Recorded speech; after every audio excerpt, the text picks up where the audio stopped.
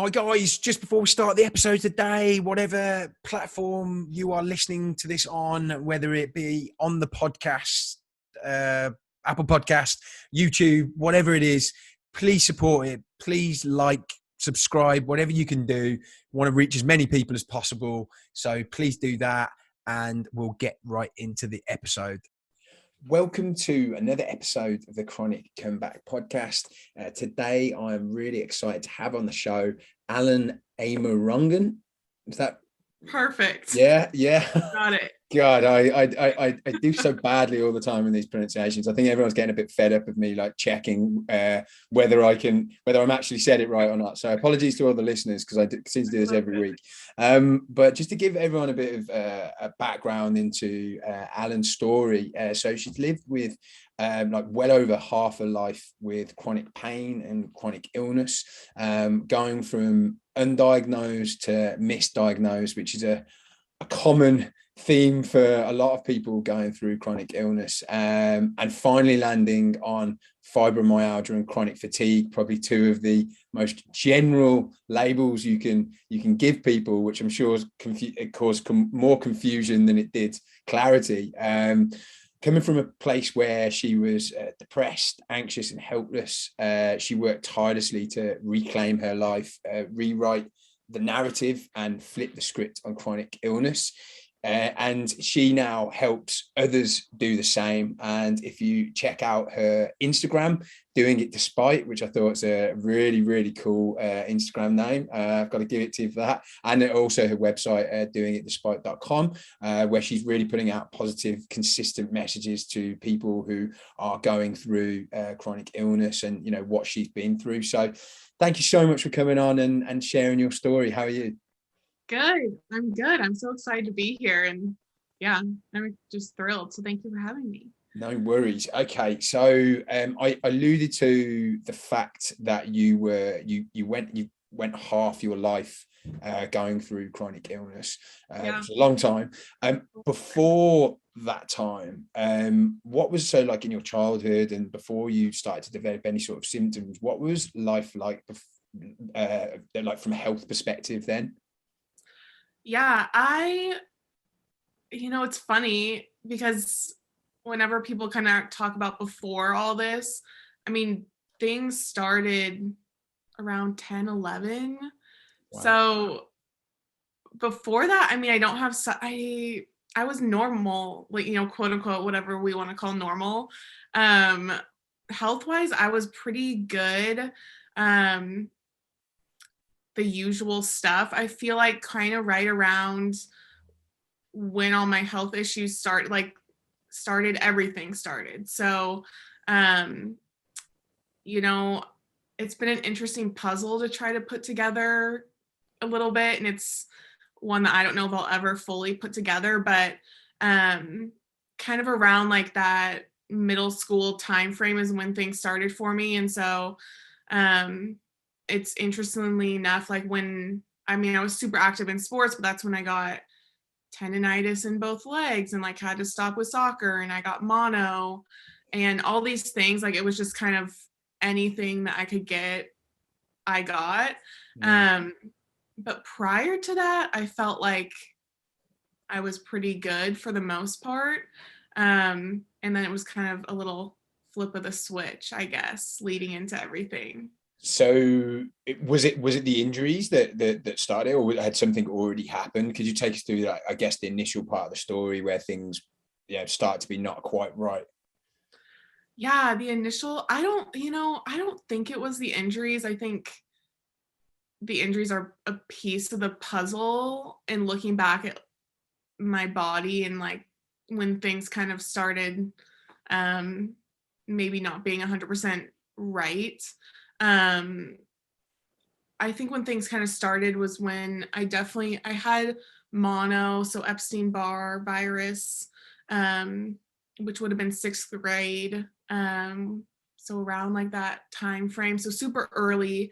And I healed from that. I mean, I came back from that, so that would have been, we thought we were good. But then I just kind of started having back pain, which wasn't totally, like what's going on at that age with back pain. Yeah. And they scanned me and I had scoliosis and stuff like that. So the thought all along, and I think with a lot of us, or if you're starting at a young age, is that you're going to grow out of it. That kind of narrative.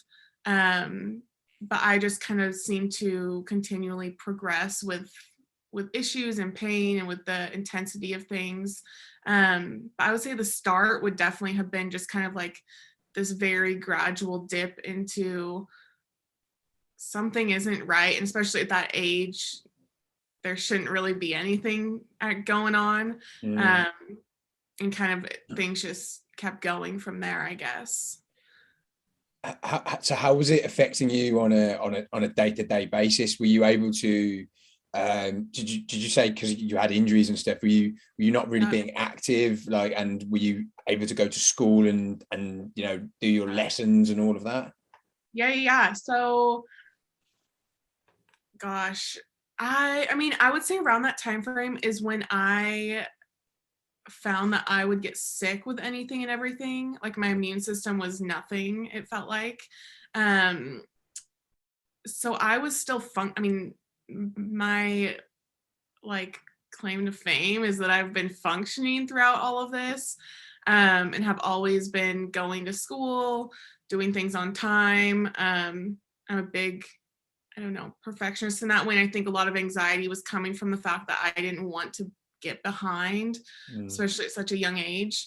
So I was still going to school. I was still doing everything. Sports wise, had to take a break.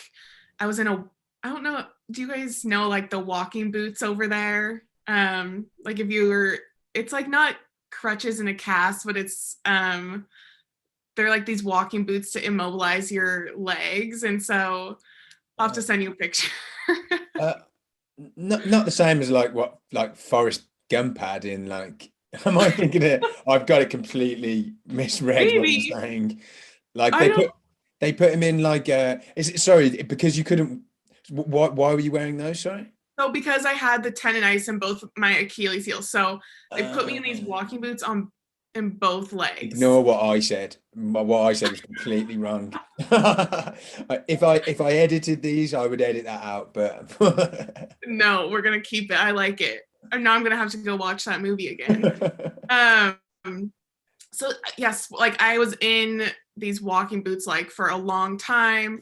They were trying to like immobilize my legs to help them heal and stuff like that. And so I obviously had to take a break from sports. I tried to come back. I made like travel teams, all this fun stuff, but then it just became a recurring issue for me with my legs. And so sports definitely ended up taking a back seat. And I think too, health wise, I just started getting sick with anything and everything. Like if my brother would get sick for a few days with a cold, I would be down for like 2 weeks with that or something. I just would get hit harder and longer than everyone in my world. And so I was definitely still functioning. I was still going to school. I was still doing everything, but it was definitely much more of a push for me, I think, than my peers and my friends who were doing things a little bit easier. So we didn't know the full picture and the full, reasoning behind everything, but it definitely wasn't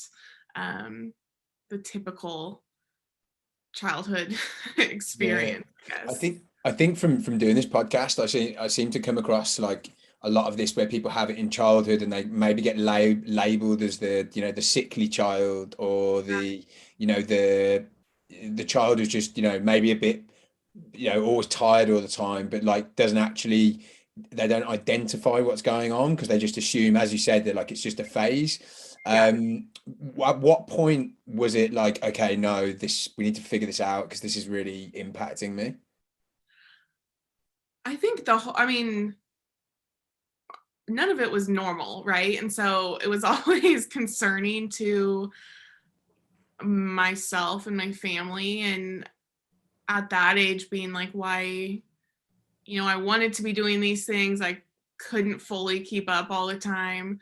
I would say maybe like a few years into it is when we were really like, okay, things aren't working. I think it's interesting. I feel like that's kind of the narrative with a lot of us too, is like, you know, you tend to think that you're going to go and have this, you know, thing where you're going to get tested, whatever, find your issue, be fixed, all of that stuff. And it obviously doesn't look like that if, you know, you're probably listening to this or in this community and stuff like that.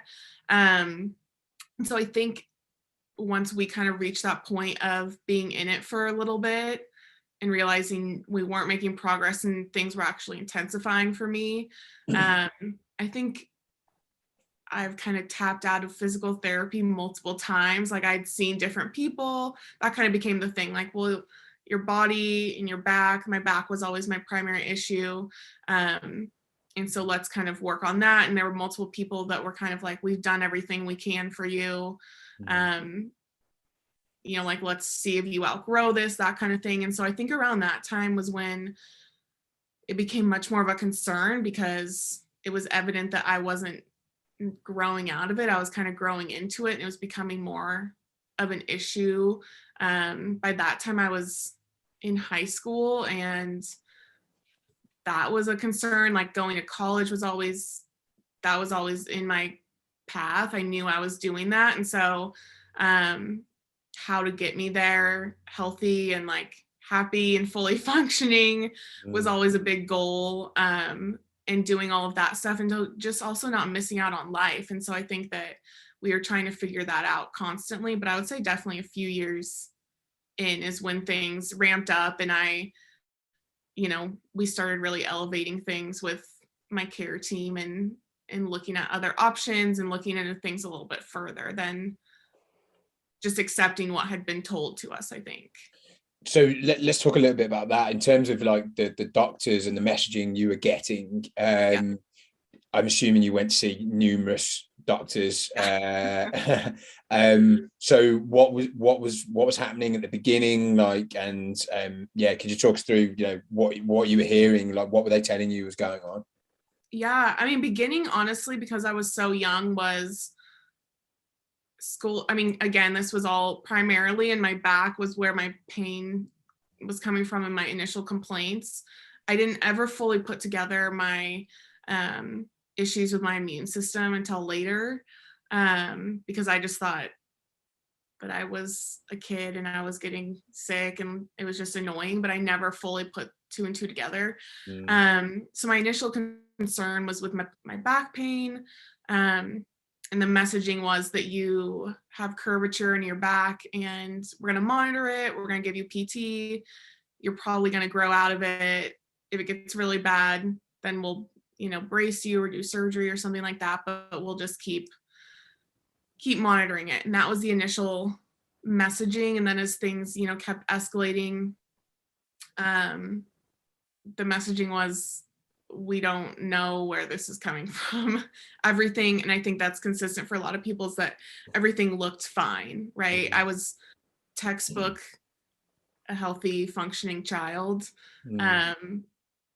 But in comparison to my peers and in our family dynamic, I was not at all who I was or who I wanted to be. And so that was also something for a long time too, was that they just didn't know. And so a lot of things were just thrown at the wall for me in terms of medications, seeing different specialists, trying different, you know, modalities to see if anything would work. It's kind of, you know, the typical story that a lot of us go through with that stuff. Just trying to figure out if anything would provide relief for a long time, I think. But they didn't have any concrete answers, and I think everyone was just kind of hopeful that I would grow out of it for a long time, which unfortunately wasn't the case. So and so at this time, were these all like medical family doctors, or like you didn't go down like an alternative route at any point? I started going, I mean, I went every which way for sure. You know, this was definitely Western. I mean, I was at a orthopedic center. That's where I was able to find my favorite doctor, and she was with me for a long time. Probably over, gosh, over 10 years. I feel like everyone knows, like once you find your doctor who sees you, you're like, you're my person. So she was there, but she was awesome in helping me find other people and other things to try.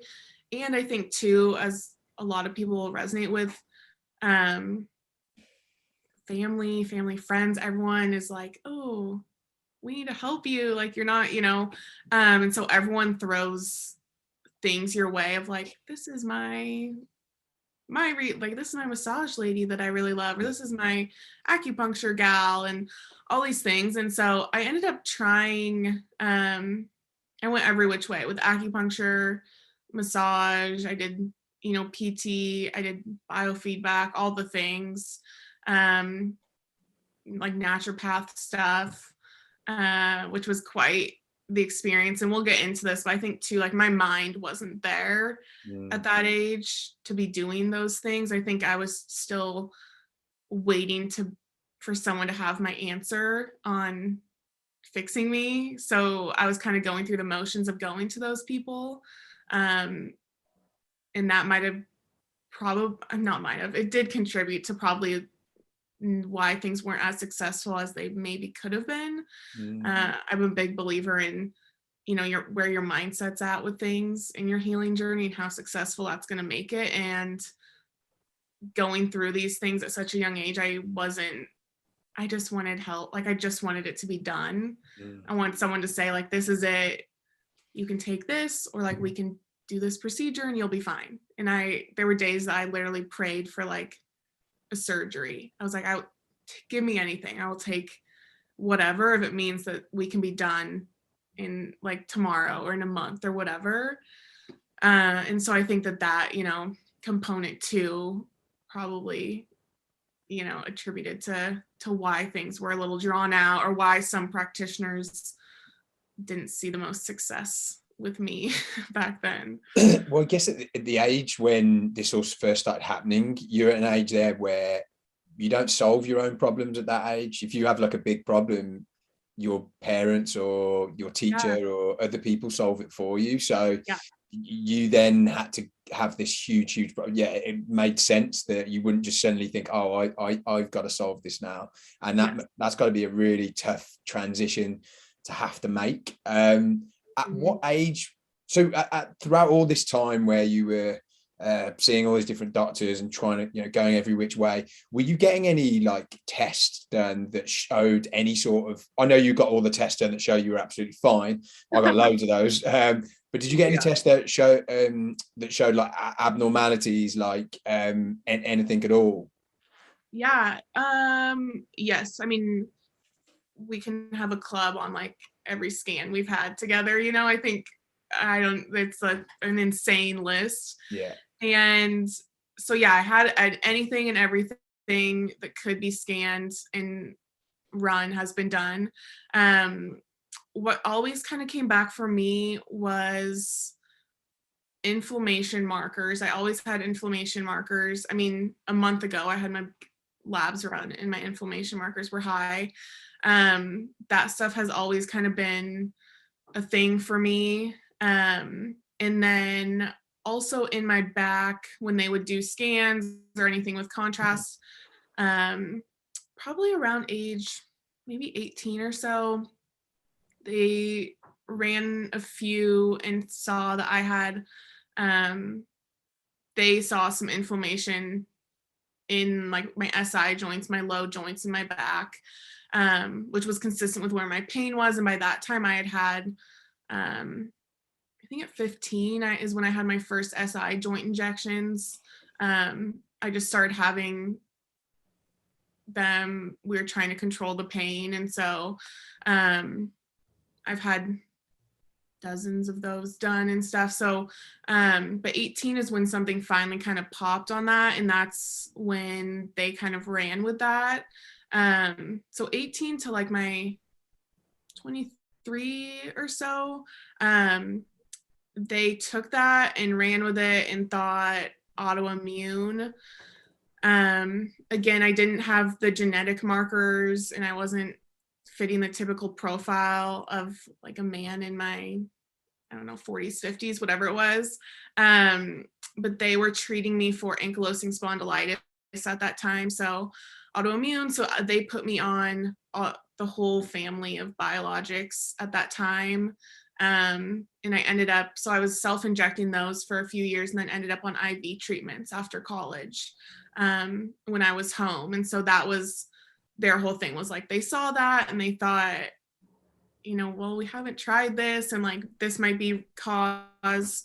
So that was really the main thing. And since, I mean, sometimes inflammation will show on it. I think, again, you know, it's hard getting those scans and those tests. I think it's just depends on the day what your body's going to show too. And that's hard with hope, and like we know how we feel, and I'm like, every single time I get a scan, I'm like, oh, it's going to show. It will show what I know to be true.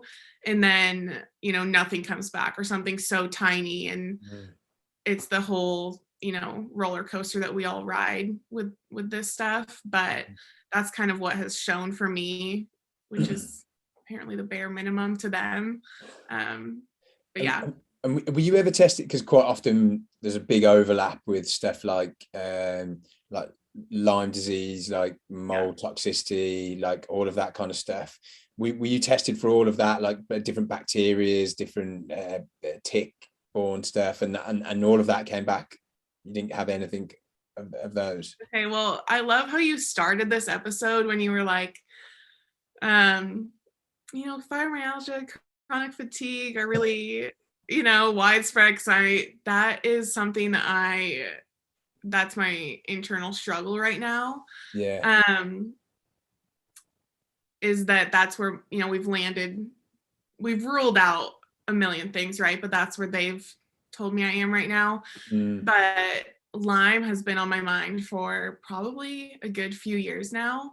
And I pushed them to test me for it. My generic like Western blot or whatever came back negative, which everyone, at least and you can tell me more about this, but everyone that I've talked to is kind of like, oh yeah, that's not very reliable. No. And so that kind of left me with obviously needing to pursue things further, but I also, it's an interesting space. And as we know, I feel like a lot of the advocacy lies on ourselves. I have an awesome medical team right now. But I think that they're kind of content with where I'm at and how far I've come so far. I think they don't really want to rock the boat, and I get that. I also don't want to get my hopes up. And I think that you have to have like that stamina. You have to be ready to pursue something again. And that's kind of where I'm at with, like, I bought all these tests, all these things. Like I have this whole test in my bedroom right now, like that I need to do. I've had it in there for about a year probably. And you and I can talk. I'd probably put money down that I have something going on in that realm. Yeah, but the things what I've got my head around recently is that, and with all of these episodes that I've recorded, is that we've probably got a lot of stuff going on that we don't even need to find out, because it's more about, and this is the way I'm approaching it anyway, like if I take care of like the whole of me, including, you know, physical, emotional, mental, all of that, then my body will finally be in a position where it can deal with all of this stuff that's going on inside of it.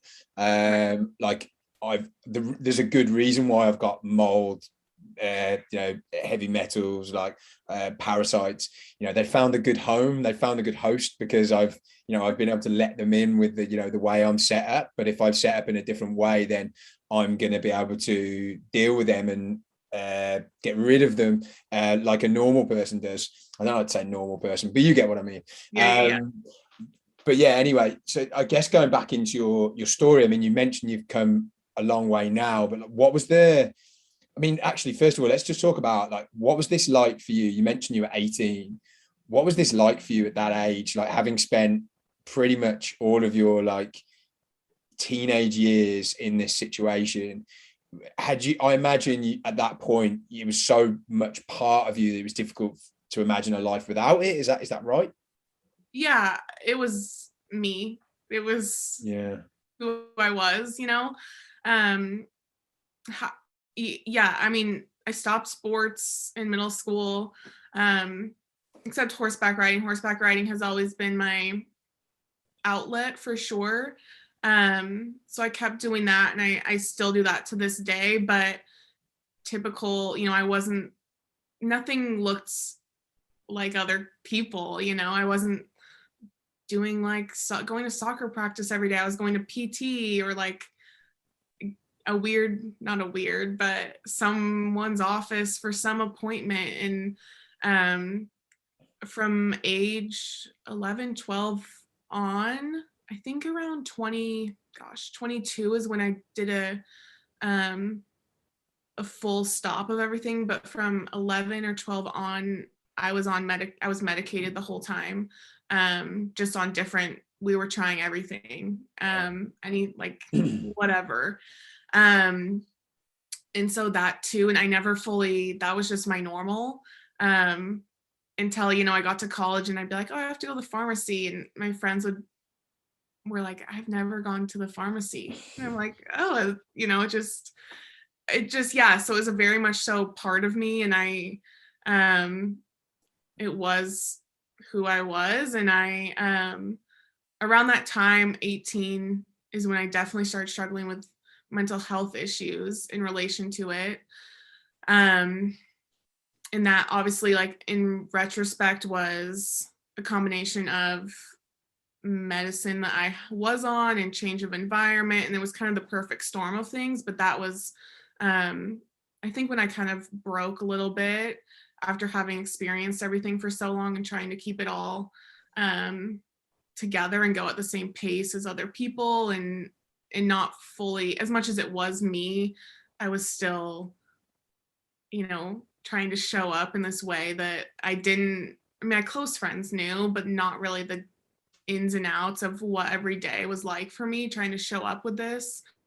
And so I definitely struggled around that time with things. But yeah, I don't know how anyone, I don't think I've talked to anyone who hasn't kind of taken it on a little bit, when you're facing something as intimate as this with yourself day in and day out for any period of time, no matter when it starts for people, it's still transformative in some way, shape, or form. So it definitely was me. So you mentioned so at what point did you actually get the diagnosis of chronic fatigue and fibromyalgia? That would have been 20 when I was 25 or so. Yeah, gosh, so there was a good chunk of time. So I went through college under the assumption that it was the autoimmune stuff, but it was very murky.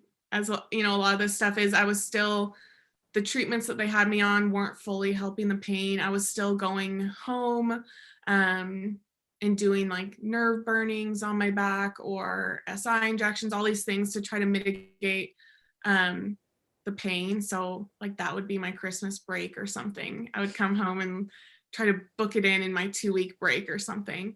And so that was that time frame. Coming out of college, when I came home, I was closer to doctors. That's when they started me on IV treatments. And I was on those for about 2 years. What kind of IV treatment? Sorry, like antibiotics or vitamins? It was Remicade. Remicade. So it was like an immune suppressor.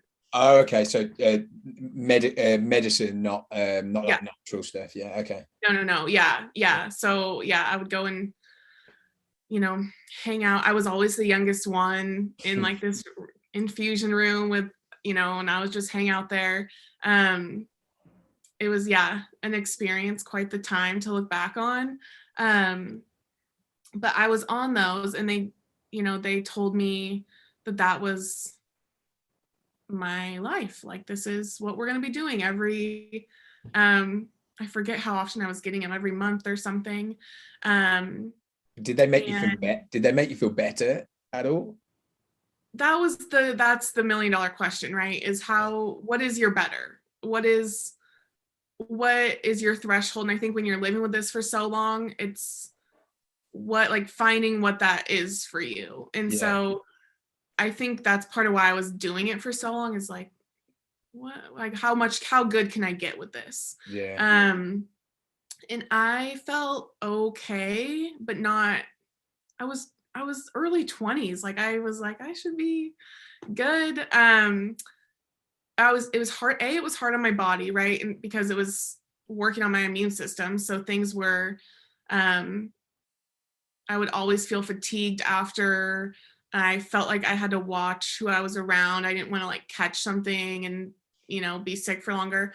And then, yeah, I never felt awesome. I was like, I feel fine, but I, I had an aha moment. I was in my rheumatologist's office and having this whole conversation with her, like, I'm okay, but I'm not great. What's my threshold here? And she told me some statistic like, 60% of people feel 20% better or something.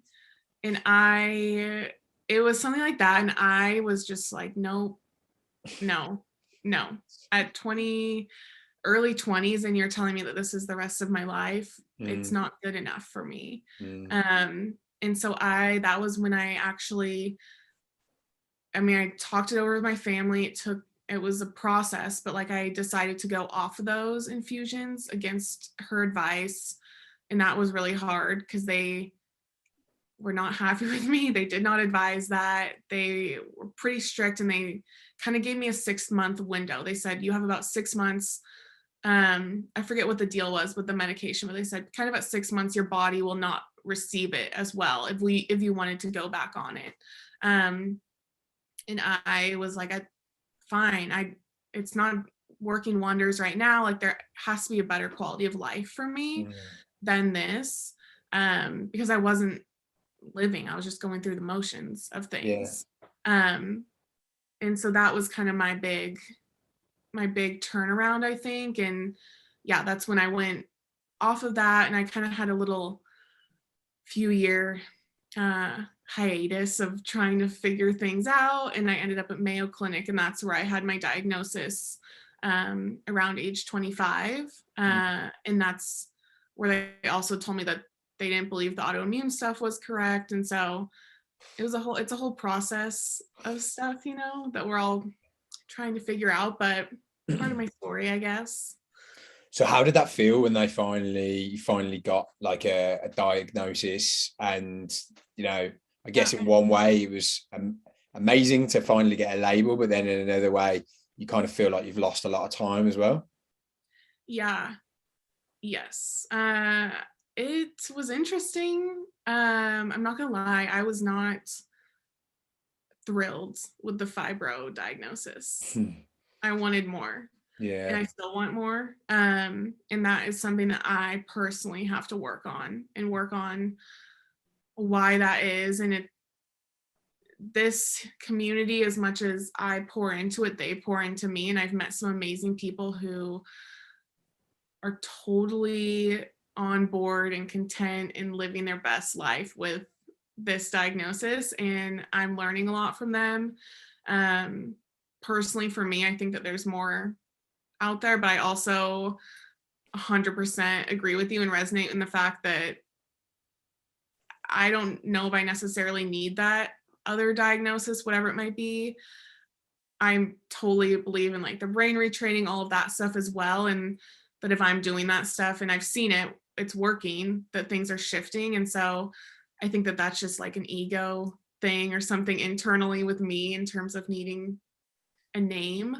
But yeah, my mom was with me when we got that diagnosis, and I know she was bummed, like the feeling like we had wasted time. But two, we would have never ended up there if we hadn't gone through every single stage of this process. It's not like you start this and you accelerate to the top tier, right?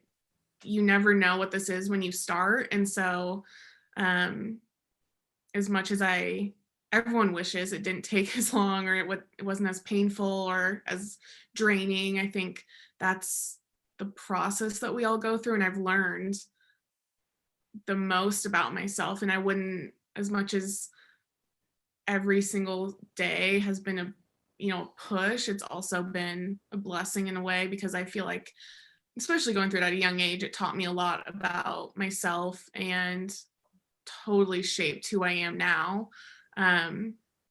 So, you can look at it both ways, and there's definitely days where I feel down about it, or I have a mini pity party for for looking back at things, but at the same time, I can't help but feel gratitude for it. And the process just happened to be my process and got me to where I am now. So, it is what it is, I guess.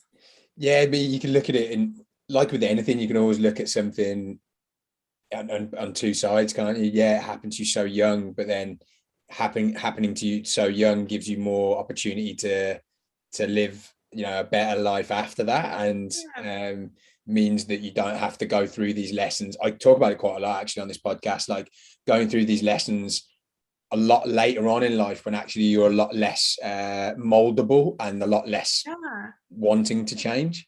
Oh, I love that.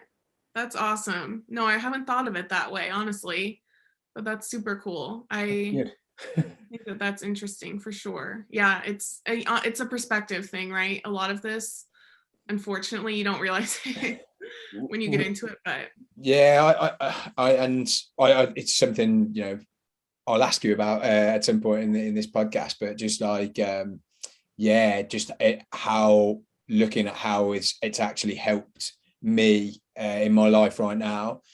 I wish it wasn't there right now, and I wish I could focus on other aspects of my life, but it's given me a hell of a lot more. Like, I'm doing this right now as a result, and I'm doing things in my life I wouldn't have been doing as a result, which is really cool. Anyway, not about me. I agree. So going back into your story, so you had the diagnoses. I totally get it. Kind of, you kind of want a label. I wanted a label for a long time because they gave me a lot of misdiagnoses. Like, people would tell me it was because I had these viruses. So then when people would ask me what's going on, I was like, oh, well, I've got these viruses. And they'd be like, well, what does that mean? And I'd be like, oh, I don't really know. And then it was Lyme, and then it was mold. And then, people just want to hear like a very like mainstream reason. And so I get that frustration. But what was the plan from that point onwards? And at what point did you start to like work on things that actually could make a shift for you? Yeah, the plan was lifestyle maintenance, which is not sexy. I was not thrilled with that. You're like, where's my pill to get me better? Where's my pill? Yeah. I was like, seriously? It was a tough little mental thing for me. It was 100% more mental for me, I think, than physical, to work around what's going on with all this. I felt really blessed though in the way that when I was at Mayo Clinic, they told me, no, like, there are medications on the market for this. We don't advise it, and here's why. And that was the first time I had someone say, we don't advise medication, which was so refreshing to hear, because I had gone through about a year or two process of getting off of everything. And that became really big to me around that time that I went off of the IV treatments and everything. I just got tired of taking things. I got so tired of taking my little handful of pills every day, and I didn't even know if it was working or not. And I just wanted to see what it was like to be me, aside from these little things in my hand. And so that was personally a big thing for me is I wanted to be as med free as possible. And when I got there, I was, for the most part, I don't know, I was on one or two things. And so when they told me that, that was a breath of fresh air. But at the same time, I was like, is there anything else we can do to speed up this process? And they referred me to, they had a fibromyalgia program. So I've been at Mayo Clinic a few times since, and I've gone through a few different programs. I actually went through a pain rehabilitation program earlier this year. So I was there for about a month, which was quite the experience also. And the plan ever since has been to minimize medications and just start maximizing things that, you know, help and get me moving and get me mentally thinking outside of having pain, living in pain, being someone who associates with pain, all of that stuff. And so it really comes down to brain rewiring, brain retraining, really working on my nervous system, which is something that I was not aware of for a really long time. And now going back, I'm like, yeah, now going back, it makes so much sense. And it's a big, I keep saying a puzzle. It's a big puzzle, and it's a big, some other thing that I don't even have a word for, trying to figure it all out. But that's kind of been the game plan that I'm trying to figure out day by day. I feel like we're in very similar positions in the I like the fact that I can really tell from what you're saying that like you're not willing to accept the situation that you're in now and have been, because you know that there's a future out there where you are, you know, you get back what you've lost. And also, but you know there's work to do, and you probably know the work that you need to do, but it's quite difficult work. It's hard. Yeah, it's super hard. So where did you first hear about like, I guess, when did you first realize, because for me it's been a very slow process. I remember reading a book on mind body connection about 4 years ago, and I was like, yes, that resonates. But then I immediately just went back to like focusing on the physical, because I was like, the mind body can't be like the big part of it. Now I'm like at the point where I'm like almost ready to give up on the physical stuff and just want to focus solely on the mental stuff. But I still think it probably need to do a bit of the physical stuff as well. With you, how did it take you? Was there a resistance there initially to look at the mindset side of things, that the non-physical stuff? Well, yeah, I think for sure. Because it's not the quick way, and it's not talked about. At least I don't know, you know, I'm sure our medical systems are different, and you know, all that stuff. Oh no. Yeah. It's worse over here, I'd probably say. Is it? Yeah, I have a few friends over there with chronic stuff actually, and it's been interesting to compare and contrast, and but it's not necessarily talked about, right? Because the medical system, at least here, and I think everywhere, and this is what we're taught from a young age, it's set up for acute issues. So it's set up for us going and breaking our arm, and we go and we get it fixed, and like there's a treatment plan, and we understand what's happening, and then we're in and we're out and we're done. It's set up for things like that, but it's not necessarily set up to support people with issues like this yet. I think, you know, there's shifts happening, and it's working on it, but I think it's still very physically focused, and that we're trying to take care of the physical problems. So like, Phil, you come in with whatever your complaint is, and like we're going to try really hard to fix that without necessarily looking at like the whole issue or the whole puzzle and what might have happened. And two, what I've learned a lot in going through all this is, especially lately, unfortunately, I'm like, a lot of this is probably tied to my childhood and things that happened and things that started, you know, before I was even really aware, and trying to figure out all of that stuff too, and just learning what the system has been hardwired to do from a long a long time ago, but I think it's also exciting as much as it's daunting, and I'm like, oh my gosh, this is overwhelming, and I kind of feel alone in this, and trying to find the resources and all of that stuff. I think it's also exciting because other things haven't worked, and I think it is a fun, in a weird way, kind of like a fun thing to figure out. And it definitely, I mean, I've seen results. It's starting to click. Things are working. And when you feel that, then that is all you need to keep going, I think, too. Yeah. So that's exciting. So, But yeah, so, it's not. so what is it you've been doing? So what is it you've been doing then? And like, when did you first get like exposed to like this stuff? And yeah, is it a specific program you've been doing? No, I mean, primarily it's been a lot of stuff I learned. Gosh, it's been a few years now, probably. Um, so it's been, like, to answer your question, probably a few years now, and gradually getting into it. I would say the main thing, honestly, everything from Mayo was a big Kickstarter for me, in kind of changing like my patient dependency mindset. So instead of feeling like I'm consistently focused on, I mean, I don't know, I go to the doctor for like a routine checkup, but I haven't gone like under the assumption of having issues with my symptoms anymore, because now I feel like I'm in control of fixing that. Mm.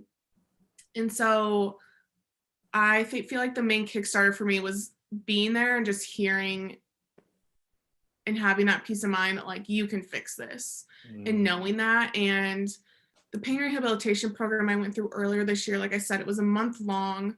It was mainly focused on kind of cognitive behavioral therapies, and stuff like that. And so I think too, something that really helped me was having the education piece of our nervous systems in general, or our bodies in general, and just having that it put things in such a more clear perspective for me, because I might not it's such a issue.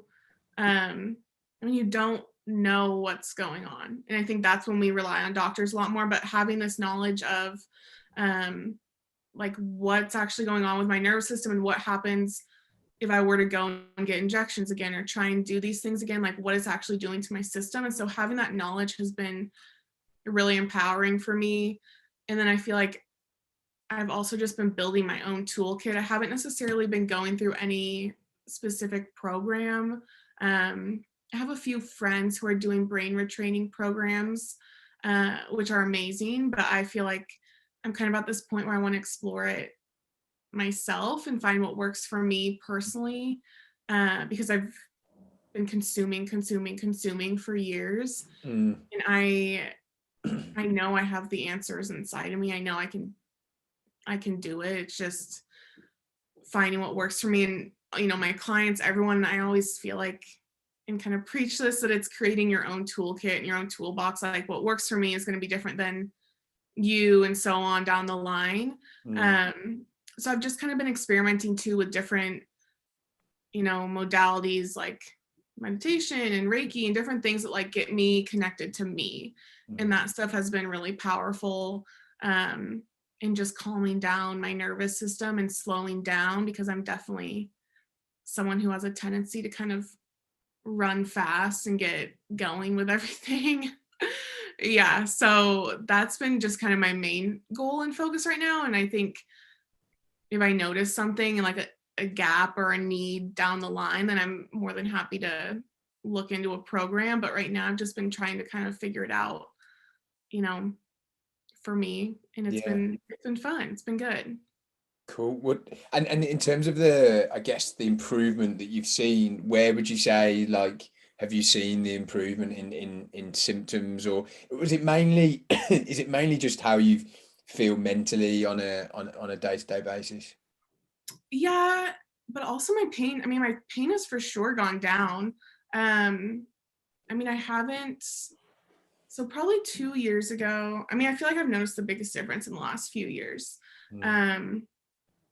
And that's kind of when everything, like right before that, was when I was diagnosed. And then, you know, I went through all these programs, and then the last, you know, last year, I guess, I've really been kind of going it my own. And I think the biggest thing has been, I don't know, I'd have to look at my records, like the last time I had injections done.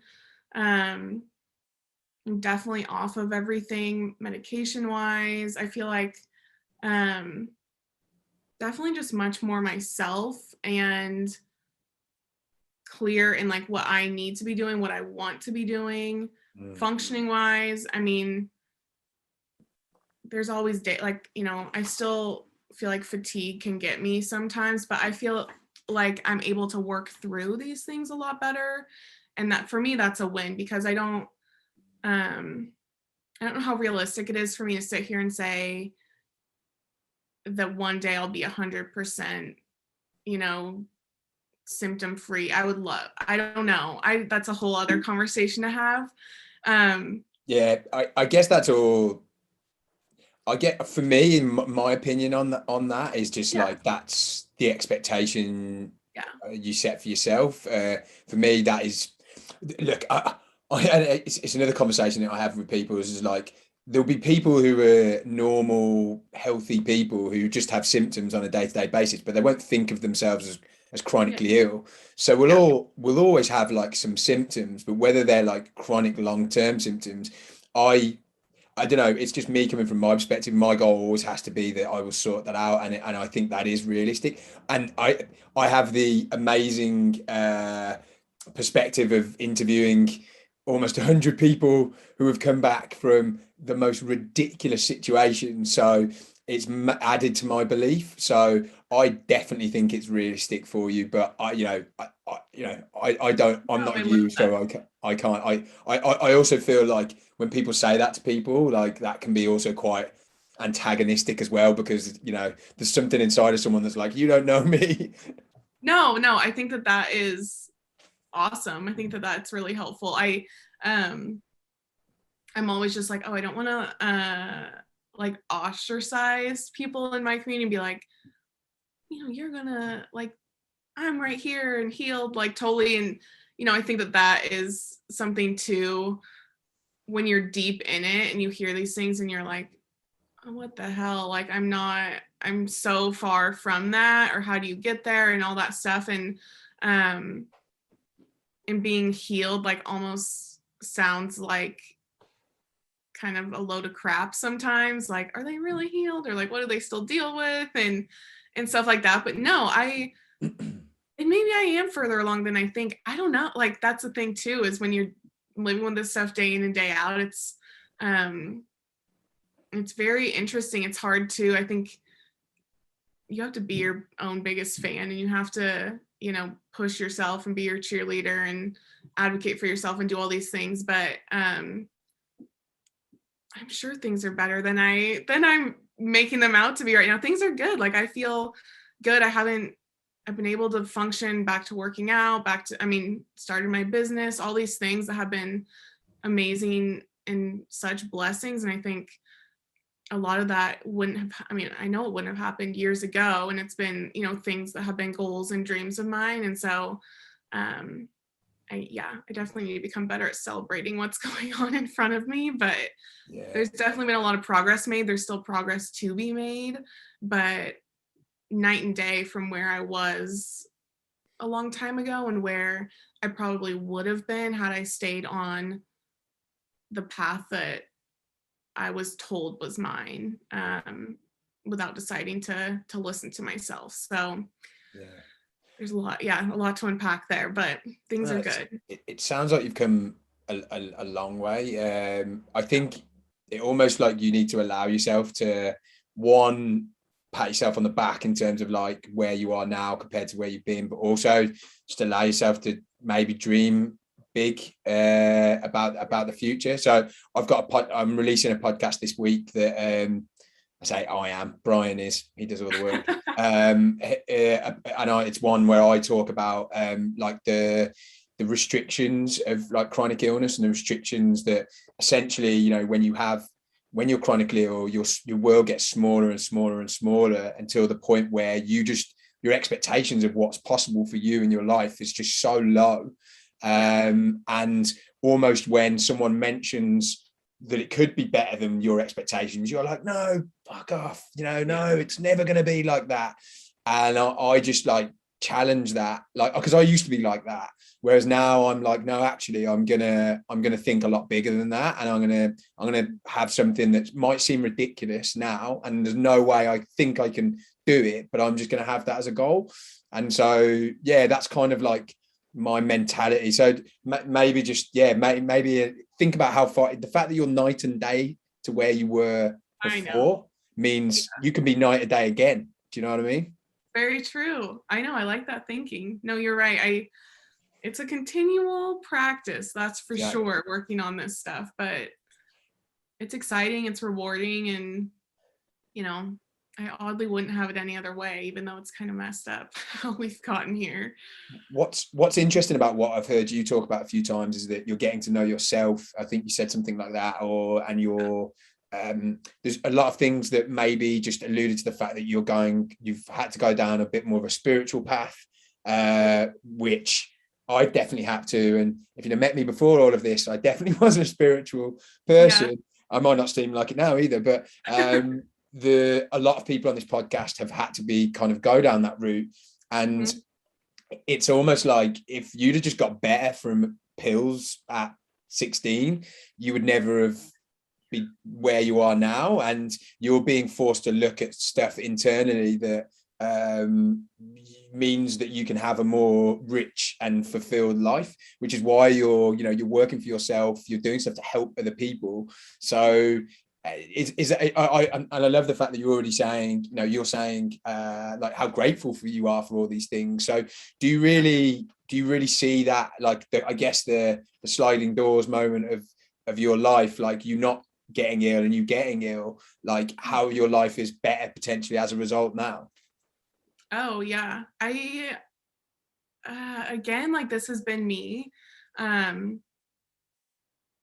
don't, it's funny, when you're talking about, I don't, the whole identity thing, I guess I've never fully identified. It's funny, like I teach, my thing is like chronic illness coach and whatever, but when people ask me, like, do you identify with disabled or do you identify with chronic illness, like all these things, I guess I don't fully identify with those anymore, or I guess I never really did either. I just identified as like myself, and I was working with these things, and I think that was probably part of my success too with this, is I never fully, it was just something that was going on in life, and it wasn't as much as it was my story, I knew it wasn't like the story, and it wasn't the end of the story. And I've never, I guess, really thought about that, like, well, who I might be if this didn't happen. I can take some guesses, unfortunately, on what that might look like, but this has helped me. I mean, I wouldn't trade it for the world, honestly, which is, if you're in it, you're probably like, that girl's crazy. What is she talking about? But it has helped me in more ways than I can imagine. And like you talked about earlier, kind of accelerating things to where A, things that I probably would have never addressed, or B, I would have gotten to them a lot later in life. And so I feel really grateful that, as much as it has sucked and I've been at rock bottom a lot, that I've been there and I've come back, and I know that I can come back, and I know what it takes to come back, and I know what that looks like. And yeah, it's been good. And I think it's helped me to release a lot of tendencies. I mean, I'm still working on it, but very much a perfectionist in a lot of ways, and I like things, and it's helped me to release a lot of these tendencies that might not be the most self-serving and things like that. And it forces you, right? You don't have control over a lot of these things. And so as much as we'd like to keep going with our lives and keep going with how we want things to go. This kind of comes in and sweeps your desires to the side, and selfishly we don't want that, but it's been really good for me looking back, and it's been great so far. So as much as it sucks, and I, would like to have not been in bed and upset and going through all this, what feels like heartbreak for a long time, it's brought me here, and connecting with amazing people and doing this work, and feeling really good. So it's been an odd gift. No, I feel exactly the same. I think we've both been kind of given the gift that, both of us working for ourselves now. I would never have been an entrepreneur had it not been for this. I wouldn't have had that belief. I kind of had to find a way to make I had to get a situation where I manage my own time. And yeah, it's such an amazing thing to be able to have that, and to particularly like with what's going on in the world at the moment, not having to work for someone else and answer to them and manage your own time is just amazing. What would be your advice to someone? You mentioned kind of rock bottom a few, you were there a few times, a number of times probably. What would be your advice to someone listening to this right now who's there at this moment, and can't see a way out? What would be your advice to them to kind of make sure they keep moving forward and keep going on with their journey? Yeah. Oh gosh, so much. I think though the most doable, or the one that feels most feasible, might just be something I wish I had and that feels more tangible now, is community. When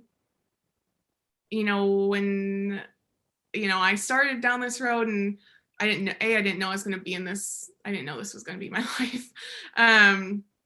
So I was never looking for community. And then also no one in my life had or has these issues. None of my friends struggle, like none of my close friends at the time were struggling with these issues, all of that stuff, family, none of that. And so things could be isolating. And I think initially back then, Instagram wasn't even around. And so the thing that was available was Facebook. And I think I initially looked, and this isn't like a new story, right? We've all probably looked for a Facebook group, and that really was not ideal for my mental health. Looking at those, and I'm like, just whatever. That's advice number one. Don't go on a Facebook group. Advice number two is like, look for your community and you'll find it. And I think Instagram's been a big blessing, but like even being here on this podcast, like keep listening to things like this and fostering that, and finding people that maybe are a step in front of you, or that feel kind of like within reach or whatever, and reach out and ask questions. Like I've met some of my best friends in the online space that way, or have made some amazing connections in doing that. And I think that that's a big gift that wasn't available for a long time during my journey, that I wish I had, was people, and finding them in that way. I think Instagram came on, I kind of even got more into Instagram like way late in things. I don't even think I was really into it much in college. And so, not that Instagram's the end all be all. If you're not on Instagram, that's fine. But there's other resources out there for people if you're just looking for support in any way. And I think that that's number one, because that fosters your belief in yourself, and your belief in your ability to heal, and your ability to keep going, all of that stuff. And I think that that is like what you need if you're really feeling like you're at rock bottom and you're feeling like you can't keep going, is like you need that. If you can't lift yourself up, finding people who can, or who can show you that it can be done.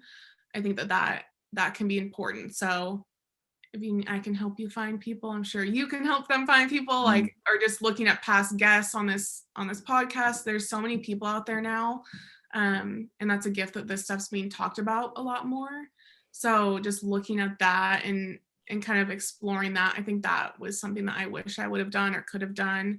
And just running with that, and seeing what happens, and not just staying isolated or keeping it all to yourself and stuff like that, because that is a silent killer for sure, and keeps you stagnant in what's going on. So Yeah, that's my advice, I guess. No, that's, I think I'm glad you made that distinction between like a community, as in like a Facebook group community where everyone just like vents, and a community of people who are all moving in the same direction. Because I Yeah. think it's important that yeah, you're finding.